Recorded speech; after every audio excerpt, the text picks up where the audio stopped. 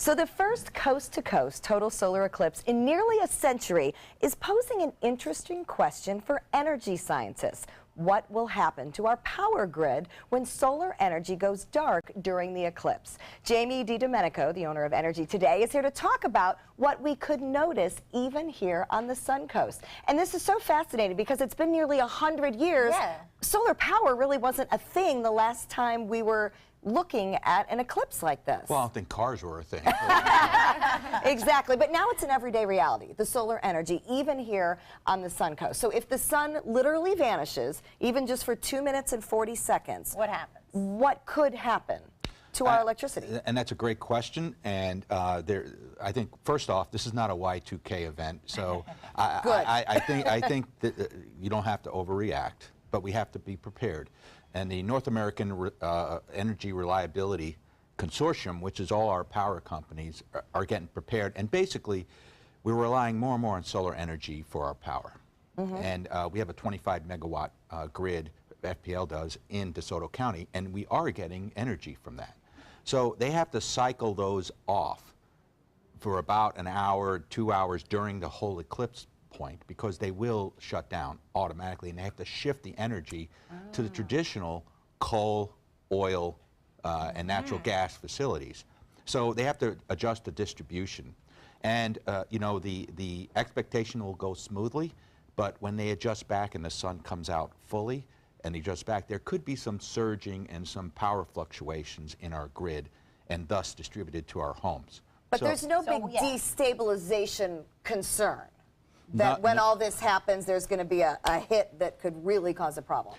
Nothing predicted. Okay. And, you know, again, you know, you never know with the sun and solar flares and stuff like that. We are about 75%. We'll have 75% eclipse here. They're a little more concerned in North Carolina, where they have the full eclipse. But there's a map on the internet that shows we are in the area where they're watching it, and they're being very careful. So what careful. could be affected, say, electronically or in our homes as a result of this shifting?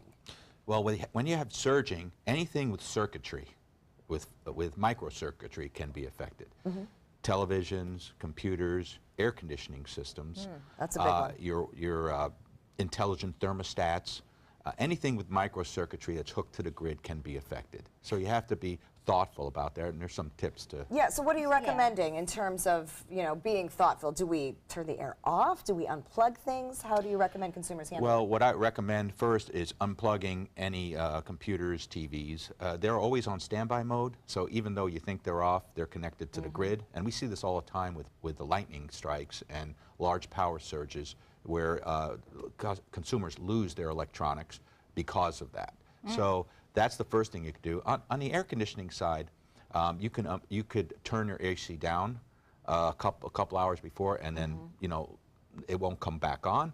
Or if you're working, you can adjust it a little higher so it's not running when it comes on. So when the power surge happens, if it happens. And again, we're not talking about the 2 minutes. It's that 1.5 hour period of the start and stop of the eclipse.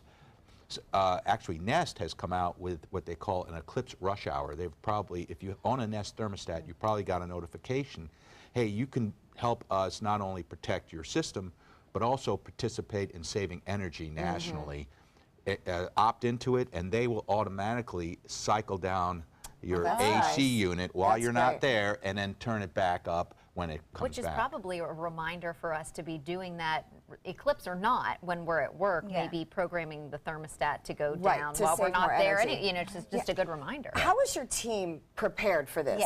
What type of things have you done differently as a result of we're a 24/7, 365 day operation anyway, so we're always prepared.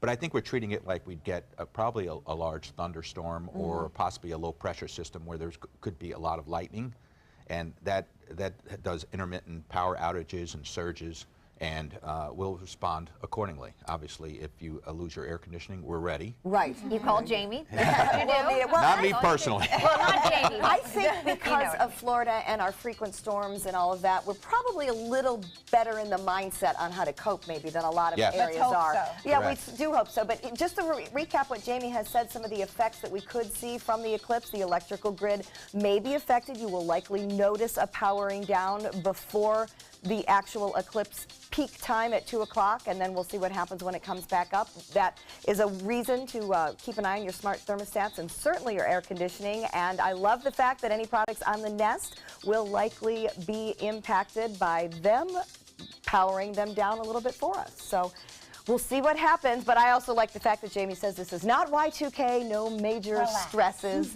are anticipated. Right. And Haley had a good point. Go out and enjoy it. Check it out. This isn't going to happen every day. Right. I think everyone's getting so freaked out and worried, like just, you know, be safe about it, but go out and just check it out. It doesn't happen all the time. And of course, all your energy concerns, you can find out more information at cooltoday.com. Coming up next, Mickey has a 3-in-1 laser treatment to teach us about. Stay with us.